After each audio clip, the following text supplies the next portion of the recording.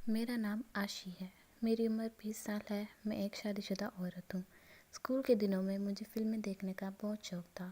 شادی سے پہلے ایک دفعہ بھی مجھے کرنے کا موقع نہ مل سکا۔ پھر میری شادی ہو گئی۔ اس وقت میری عمر 18 سال تھی۔ آج بھی میں بہت خوبصورت ہوں۔ اچھے اچھے مردوں کی نظر میرے جسم پر ہوتی ہے۔ ایک بچے کی ماں ہونے کے باوجود میں ابھی بھی جوان لگتی ہوں۔ میرے شوہر ایک پرائیویٹ کمپنی میں ملازمت کرتے ہیں۔ زندگی بہت اچھی گزر رہی ہے۔ میرے شوہر کا تبادلہ کسی اور جگہ ہو گیا۔ مجھے بھی ان کے ساتھ جانا پڑا، مگر میرے شوہر کو ابھی یہاں کچھ وقت لگنا تھا۔ وہ ابھی ایک ہفتے میں ایک بار ہی گھر آتے تھے۔ ایک دن میں وہ ایک بار سے زیادہ نہیں کر پاتے تھے، جس کی وجہ سے میری خواہش پوری نہیں ہوتی تھی۔ سارا دن ان کا تو آرام کرنے میں ہی گزر جاتا تھا۔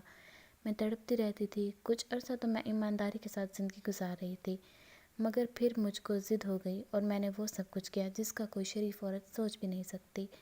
اس وقت میں ایک بچے کی ماں بن چکی تھی۔ مجھے معلوم تھا کہ سب کچھ کیسے ہوتا ہے۔ گرمیوں کے دنوں میں میرے شوہر 2 دن پہلے ہی اپنی نوکری پر گئے تھے اور اس بار میرے ساتھ کچھ بھی نہیں کر کے گئے تھے۔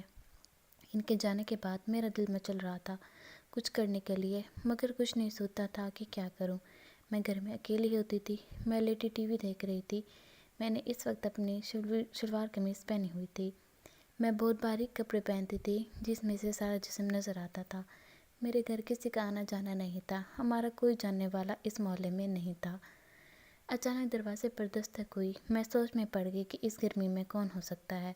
دروازے تک گئی کہ دیکھوں کون ہے۔ میں نے دروازہ کھولا تو دیکھا کہ باہر ایک بڑی عمر کا آدمی کھڑا تھا۔ وہ کہنے لگا کہ ہم آپ کے ساتھ والے مکان میں نئے پڑوسی آئے ہیں اور ایک ٹھنڈے پانی کی بوتل مل سکتی ہے۔ ایک دن میرے دماغ کی بتی جلی۔ میں نے سوچا اس کو بڑی عمر کے آدمی کے ساتھ کرنے کی خواہش پوری کر لوں۔ اس کی عمر تقریباً 40 سال ہو گئی۔ میں نے پوچھا کہ آپ اندر آ جائیں، بہت گرمی ہے۔ اس نے ایک لمحے کو سوچا، پھر اندر آ گیا۔ میں نے اس کے اندر آنے کے بعد ذرا سا سر باہر کر کے دیکھا کہ پوری گلی میں سناٹا چھایا ہوا تھا۔ میں دروازہ بند کر کے اندر آ گئی۔ دیکھا تو آدمی میرے پیچھے کھڑا مجھے غور سے دیکھ رہا تھا۔ میں نے صحن میں رکھی ایک ٹیبل کے پاس بیٹھنے کا اشارہ کیا۔ وہ مجھے غور سے دیکھ رہا تھا۔ میرے کپڑے بہت باریک تھے اور جسم سارا نظر آ رہا تھا۔ میں کچن میں گئی، وہاں سے ایک بوتل اور گلاس ٹیبل پر رکھ دیا، مگر اس دوران اس کو متوجہ کرنے کے لیے میں نے دوپٹہ گلے میں ڈال لیا اور بالکل جھک کر بوتل اور گلاس کی ٹیبل کے اوپر رکھا، جس سے اس کی نظر میرے جسم پر پڑ رہی تھی۔ میں نے سیدھا ہو کر اسے دیکھا، وہ مجھے ہی دیکھ رہا تھا۔ میں نے محسوس کیا کہ وہ پانی پینے کے دوران مسلسل میرے جسم کا جائزہ لے رہا تھا۔ میں خوش ہو رہی تھی کہ کام بنتا نظر آ رہا ہے۔ میں اس سے ادھر ادھر کی باتیں کرتی رہی۔ باتوں باتوں میں اس کے قریب گئی اور اس کے چہرے پر ہمت کر کے ہاتھ پھیرا۔ اس نے میرا ہاتھ پکڑ لیا اور کہنے لگا کہ تم کیا چاہتی ہو؟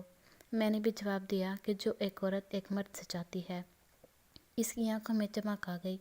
وہ ایک دم اٹھا اور مجھے اپنی باہوں میں جکڑ لیا۔ میں نے خود کو آزاد کرتے ہوئے کہا کہ پہلے نہا کر آؤ۔ وہ باتھ روم میں نہانے کے لیے چلا گیا۔ میں نے اشارہ کیا کہ نہا کر اس کمرے میں آ جانا۔ میں کمرے میں چلی گئی اور جا کر لائٹ جلا دی۔ کمرے کا دروازہ کھلا اور وہ بوڑھا آدمی کمرے میں داخل ہو گیا اور بیڈ پر بیٹھ گیا۔ اب میں نے اس کو غور سے دیکھا تو اندازہ ہوا تھا کہ اچھا خاصا جوان آدمی ہے۔ ہلکی ہلکی داڑھی تھی۔ میں دیکھ کر خوشی سے پاگل ہونے لگی۔ وہ آہستہ سے میرے نزدیک آیا اور ایک ہاتھ بڑھا کر میری کمر میں ڈالا اور مجھے اپنے ساتھ لگا لیا۔ کہنے لگا تم بہت خوبصورت ہو، تم کو ایسا مزہ دوں گا تم یاد کرو گی۔ میں بھی تو مزہ ہی چاہتی تھی۔ اپنے مطلب کی بات سن کر میں بہت خوش ہوئی۔ میں بے شرموں کی طرح اپنے کپڑے اتار دیے۔ وہ میرا جسم دیکھ کر بہت خوش ہوا۔ کہنے لگا کہ تم شادی شدہ ہو؟ میں نے بولا ہاں، میرا ایک بچہ بھی ہے۔ اس کے اس پاگل پن سے مجھے تکلیف ہو رہی تھی، مگر میں نے اپنی خواہش پوری کرنے کے لیے اس کو برداشت کیا۔ وہ ایک جنگلی لگ رہا تھا۔ میں نے نشے میں مدہوش ہونے لگی تھی۔ مجھے ایسا لگ رہا تھا جیسے میں پہلے بھی کروا رہی ہوں۔ اتنی تکلیف ہے کہ برداشت سے باہر تھا کہ میں نے اسے کو ظاہر تو نہیں ہونے دیا، مگر اتنا ضرور کہا کہ میں اب برداشت نہیں کر سکتی۔ اس نے کہا فکر نہ کرو، میں تجھے ایسا مزہ دوں گا جس کا تم اندازہ نہیں لگا سکتی۔ اب برداشت کرنا پڑے گا۔ میں بھی تڑپ رہا ہوں، ایک مدت سے کوئی نہیں ملا تھا مجھے۔ میں یہ مرد کھونا نہیں چاہتی تھی۔ اب اس نے کہا کہ تیار ہو جاؤ اور میرا دل تیزی سے دھڑک رہا تھا۔ وہ بھی چہرے سے پریشان لگ رہا تھا۔ پھر اس نے میری جانب دیکھا اور پیار سے کہنے لگا برداشت کر لو، پھر مزہ ہی مزہ ہے۔ میں سمجھ رہی تھی اس کی بات کو ٹھیک کہہ رہا تھا، مگر یہ تکلیف کم ہونے کا نام نہیں لے رہی تھی۔ تھوڑی دیر بعد تکلیف کم ہونا شروع ہو گئی، وہ مجھے مست کر رہا تھا۔ میں مزے کی بلندیوں کا سفر کرنے لگی، مگر وہ تھا کہ رکنے کا نام نہیں لے رہا تھا۔ ایسا لگتا تھا جیسے وہ صدیوں سے بھوکا ہے۔ اتنا مزہ مجھے میرے شوہر نے کبھی بھی نہیں دیا تھا۔ تھوڑی دیر بعد میں فارغ ہو گئی، ایسا لگتا تھا جیسے میں بے ہوش ہونے والی ہوں۔ میری آنکھوں کے آگے اندھیرا چھا رہا تھا۔ وہ کہنے لگا، ایسا مزہ مجھے میری بیوی نے بھی نہیں دیا تھا۔ اس کے بعد وہ اپنے کپڑے پہن کر چلا گیا۔